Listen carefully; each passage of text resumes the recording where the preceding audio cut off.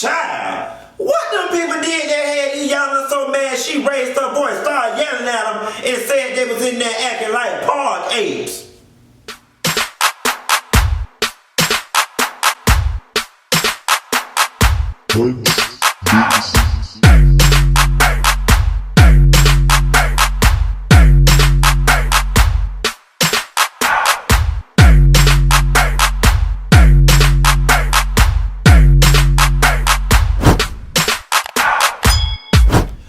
Nessa, girl, did you get into the season premiere of Iyanla Fix My Life? Better yet, did you get into the super trailer for the new season of Iyanla Fix My Life? Baby, it look like she gonna have it going on and then some this season. So listen, Sundays, what night it come on Sunday, Saturday? Saturday's episode started out with the Mitchell brothers. Y'all might remember them from last season. It's like 5 or 6 brothers. They were all in foster care as a result of their parents being on crack. They don't get along, this and the third, and this a ball of confusion. Oh yeah, that's what the word is today. Hey, let me hear. My ADD acting up, and I'm trying to stay on focus as I'm losing my voice. I had went around my parents' house earlier and was talking with them for like hours, and now my voice is we gonna get through this thing. Luckily, I ain't got to yell, because it's supposed to be sad. I'm supposed to have my James Earl Jones voice anyway for this. But the episode opens up with a ball of confusion. You can tell from the dynamics and the energy of the room, unfortunately, that a lot of the brothers did not use the tools that Iyanla gave them, because their communication patterns were still very broken and very conflict oriented. And see, this is one of the major criticisms I've always had about Iyanla Fix My Life. Now, don't get me wrong. At the very end of the day, and Iyanla can say she's not in the business of making television, she's saving souls and saving lives or whatever, but bitch, it's a TV show. They're in the business of making TV. If Iyanla don't make TV, her ass ain't gonna be able to fix and save lives, not using this medium or this vessel. Nevertheless, you know, from a TV executive perspective, they bring these people in here, rip these band-aids off these wounds, and I am not convinced that they are giving the people the continual long-term care that they need after they've been somewhat traumatized and patched up on this 2-day filming process. And don't get me wrong, at the very end of the day, it's not their job. They don't have to. It's not their obligation or their godly duty.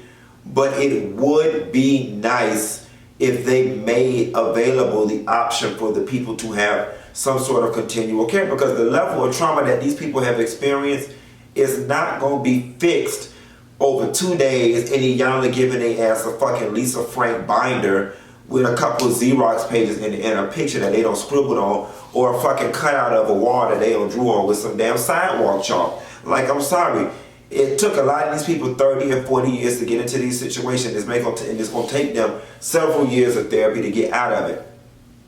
So I think that's what happened, especially when you've got a group of people like these brothers who are so used to communicating and living in such a way. Yeah, you're motivated for, you know, a couple days shortly after being there with Iyanla, but then life kicks in, bills kick in, stress kicks in, and you revert to being the only person that you know to be. And I think that's what happened with these brothers and their sister Kizzy alongside their mother. Now, the brother who has the mental disability, Michael, the skinny one who was doing the vulgar videos and twirling around on social media, I really feel bad for him. Because on the surface, a lot of us laugh at him, and in the black community, we so quick, that crackhead, God bless his soul, and every other euphemism that we have for Lord, that's somebody else's problem, I just don't want to deal with him. But she made a very valid point. If you can see past his destructive behavior and his embarrassing behavior, you will realize, oh, excuse me, I'm tired. You would realize that it really is a cry for help. He's crying to be seen. And it's so funny because it made me check my own way of dealing with people in my family who do call and I don't answer the phone. And granted, we don't have an iota of the issues that this family has, But much like the brother Melvin was just saying, we don't have nothing to talk about. I'm really not interested in anything that you have to say.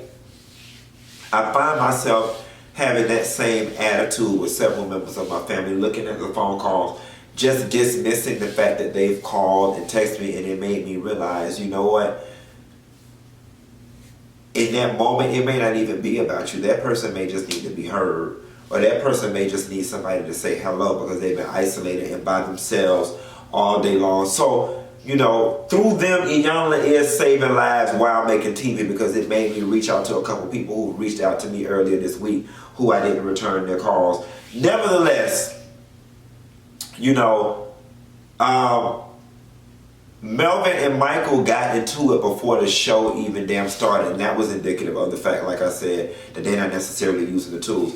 But I'm gonna say this: is it me, or does it seem like Melvin, the brother with the gold hair, he's the cancer of the group? Unfortunately, it really does feel like the two gay brothers are the cancer of the group. Melvin the most, because he's the most vocal. He has the most dismissive attitude. He is the most defensive. And the other brother, the one who looked like J Boog from B2K, because I swear that's what it looked like. Bum, bum, bum. Bitch, first of all, bitch, that bitch face was painted on. Let me tell you something. You might not have no potential in fixing your goddamn family, but you got a lot of potential in fixing faces, bitch. You need to carry your ass down to the nearest Mac or Sephora and see if them hoes is hiring. Nevertheless, those two seem to be the two that's keeping up the most shit amongst the group. You got the disabled brother who really ain't bothering nobody. He just, for lack of a better term, crazy. You've got Marquise, that's just in the streets and just broken and dealing with a lot of pain. You got Michael, the one that they call the peacemaker, and Iyanla put a lot on him by saying, you're the peacemaker, you're the prodigal son, you're the one, you're the chosen one, you're the voice of reason amongst the family, in which he is. He's the most sensible to me. I liked him the most, I connected with him the most, and I actually shed a tear for him when Iyanla went down the rabbit hole of, you're the one, if you could go to college, what would you be? And he was like, I don't know.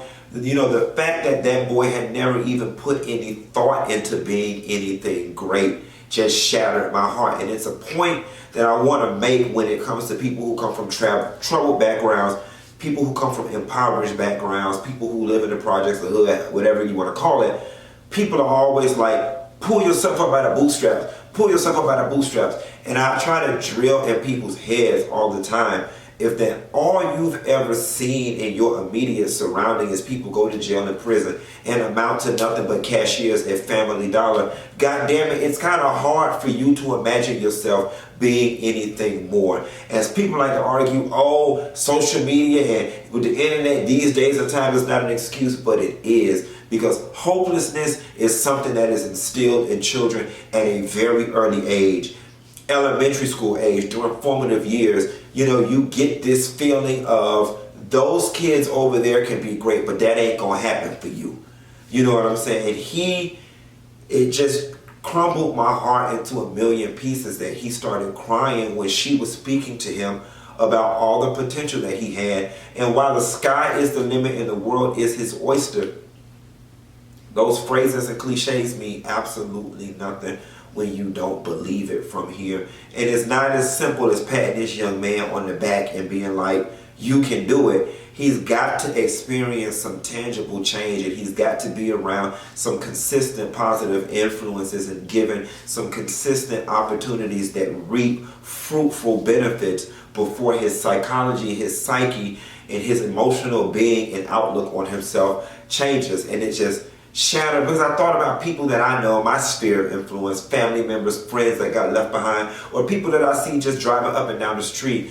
And it's like, all this, you can lead a horse to water, but you can't make them drink. But people lack the confidence to believe in themselves because they've been infected with hopelessness. And that just really hurt me to my heart to see that. But back to what I was saying, I do think that Melvin is the cancer of the group. And it's just, he always speaking for everybody, always somehow intertwined, but then he's also one of the largest unpredictable firecrackers in the group. And I don't know if it's being the baby that you're trying to be seen, if he's got that Tamar thing going on, but we're going to have to watch him.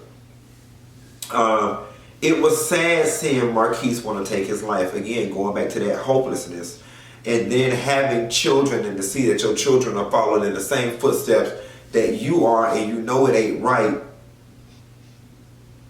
but you seem to not be able to do anything about it. Iyanla said something on this episode that set me free. When she was talking to Mikhail, I don't mean to butcher his name, sorry young man. And she was saying, you know, you're in a pattern. And she was saying, and don't feel guilty or anything because you didn't choose this. You were given the pattern. The pattern was created by your parents. You have the option to break it. That right there delivered me from just some of my own personal struggles that I've had about situations that I was born into. But it also made me smile realizing that I'm doing the things to break some of the family pathologies in my family that don't serve us well. But that was really deep for me. Hearing Marquise say he wanted to kill himself, you know, that was rough because we always hear about people thugging it, you know, thugging it out and be a man and be hard. And we also, you know, amongst black male street culture, there's this whole men don't cry, men don't have feelings, and stop crying, and you acting like a girl, you acting like you gay. This whole 24-hour responsibility to be hard. When at the very end of the day, regardless of gender or societal norms, we all have got a range of emotions that nature designed for us to feel. And when we don't allow people to feel and express these emotions and they get bottled up, this is what happens. You know, you never think gang banging and selling drugs and I'm so sad and depressed and suicide go together. Because nigga, you supposed to be hard. You supposed to be hard. So the juxtaposition between him wanting to kill himself and him selling drugs and being out in the street and thugging it, this, that, and the third, was just very perplexing to me and intriguing at the same damn time. But my heart shattered for him too because the pain is becoming too much and I am worried about this young man. Kizzy came out. First of all, we got to give Kizzy the Did That Award for not looking 40. Quiet as it's kept, bitch. Every brother Kizzy had up on that thing, with the exception of the two younger ones, look older than her, and she's the oldest. Kizzy, whatever the fuck you doing, keep doing what you're doing, bitch. And quiet as it's kept, you must have lived the good life because your face and your body is giving you ain't got a care in the world and you ain't never been through no stress, okay?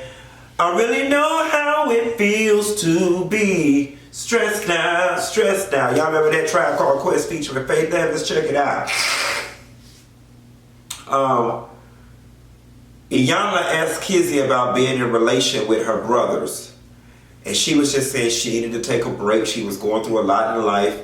One of her younger brothers chimed in and was like, Kizzy, you full of shit. You did it because of that nigga. That nigga. It's always a nigga behind some goddamn shit. Let me tell y'all something. Stay away from them niggas.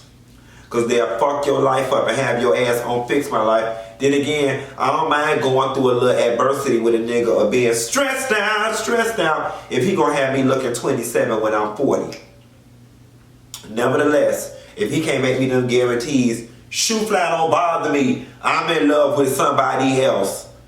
Nevertheless, Kizzy, you can tell she must be going through a difficult time because she broke down relatively quickly. Now granted, they could have edited the hell out of that situation and it could have been an hour's worth of questioning, but Kizzy seemed to be relatively fragile and just a slight bit of questioning cracked her and she had to go take a moment. So I'm curious to see on next episode what we're going to get from Miss Kizzy and her mother, aka Frankie's sister. I wouldn't be surprised if they run their Ancestry.com or some sort of genealogy test and we find out that Frankie and Miss Leandra are related. Or could it be that crack make everybody look alike? Kind of how, like, and please don't kill me for this, offense police, but do y'all notice that people with Down syndrome all look familiar?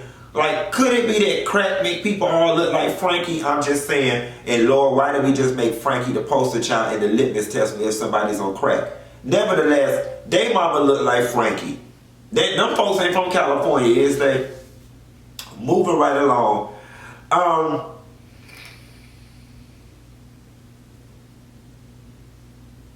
When Iyanla snapped, I think it's a dead skin on my lip.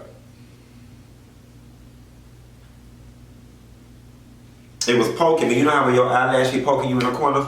Nevertheless, they bring the mama out in all her flea market fur glory, and her and Michael, the brother with the mental disability, get to arguing because he was like, you put up pictures of all our dead female relatives and then you put Kizzy up alongside that picture, and you've revealed to us in the past that you do not like Kizzy. I would be curious as to know why the mama don't like Kizzy, but my spirit is telling me it's jealousy amongst the two.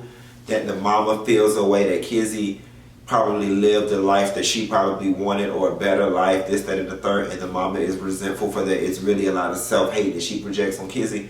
I would not be surprised on episode 2 that we find out that it's the case. We see it so many times.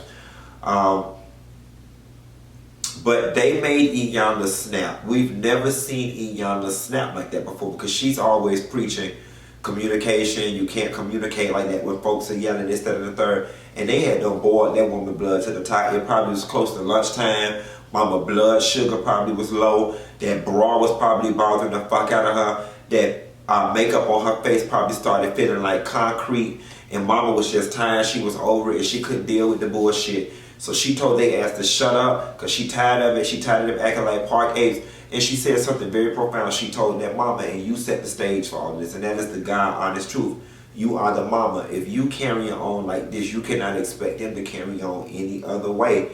And that was another touchy moment. You know, you can't communicate with people screaming and yelling no matter who you are. Even if it's a brother, sister, sibling relationship, you can't scream, yell, and cuss at people and not expect to get that same energy in return. And we know this by now. Screaming, yelling, cursing, and insulting people solves nothing. That's why right these days and times, I don't do it. I honestly have learned to just completely, if the other person is acting an ass, I completely remove myself from the situation. Or if I feel like speaking on a certain topic is going to cause tensions to boil over, I wait to a more stable moment in time to address whatever the issue is so we can do it intelligently and respectfully. Took me a while to get here. Took me a very long while to get here. And it's part of that whole mastering your emotions and moreover honoring yourself. I think many of us, especially black people, especially those of us who grew up in the inner city or in the South or in certain socio-economic environments, we're taught to cuss folks out and go the fuck off, and that's how you get your respect. And ain't nobody finna motherfucking try me. I cuss that bitch out. And we use it as a defense mechanism and as a weapon. One thing I've learned on my own journey is about who I am as an individual. And for me, cursing somebody out and going the fuck off and showing out and all of this right here, getting them straight, and I told that bitch, it really is no longer about them. It's for me, in my older days, it's become, I respect the man I am too much to act like that. And that's just really what it is. And I'm not going to allow you to make me act in a way I despise. Like, I really had to condition my mind to despise cursing folks out. Let me tell you something. I got that shit honest, baby. My mom is in her grave. And one of my family members posted a picture of my mom up on Facebook the other day or on Instagram. And somebody came in the comments and said, that's Miss Mildred. She'll cuss your ass out in a damn minute. And it's so funny because we all laughed and was like, that's my mama. She's telling God honest truth. And I got that cussing out spirit honest. Baby, I could cuss. I could read and I know what to say. But it's also sad that we wear that skill as a badge of honor. Like, it's not a badge of honor that you known for going around cussing people the fuck out. That's actually a reflection of you having a lack of self-control. It's not cute. But in black community, we wear that, she don't play. She don't play. We equate she don't play with somebody cussing your ass the hell out. And I didn't want to be known for that anymore. But ask my friends from college, bitch. I was the one, bitch, I know how to back a motherfucker up off me, and I still do. Y'all don't got taints of it. Y'all don't got a little taint of it. Marcus being concerned that his sons will turn out like him, they will. And they damn sure will if he kill himself. Iyanla was very, spot on when she was just trying to get him to understand that there is time for them. You know what I'm saying? And I was thinking to myself, Marquise, if there's time for you to change your life at 30-something, it's definitely time for them to do it at, their age. But you got to step into their life and you got to show them the way. There is still time. This episode of Iyanla, it definitely wasn't as touching as the first. I guess because now we're just doing a little cleanup work and we're doing just a little tune-up. But it still was a great episode that you can get some nuggets out of. I think the next episode with the daughter and the sister will probably be a little more interesting. Quite frankly, I really am feeling like I really don't want to see the Mitchell brothers no more. It's just recycled mess. Some situations I think can't be helped. I definitely think theirs can, but in order for it to be helped, it's going to have to be a collective effort, and it's going to have to be some long-term care. Coming on the TV show, they're going to do the same damn thing that they did the last time they was there, which was leave and go on back to their normal lives without having somebody in their life on a consistent basis. What I would like to see, when Iyanla used to have that show called The Starting Over House back in the day that Tawanda Braxton was on, I would like to see them on a 6-episode, 8-episode, we took 5 family members and put them in a house for 6 weeks type of situation. They need some intensive therapy and not just some fly-by-night drop-in, hey, come see us for 2 weeks for us to explain your story and your pain. Nevertheless, Iyanla Fix My Life will definitely be on heavy rotation, Funky Bunch, in what we're doing. And I'll holler at y'all girls later. Bye!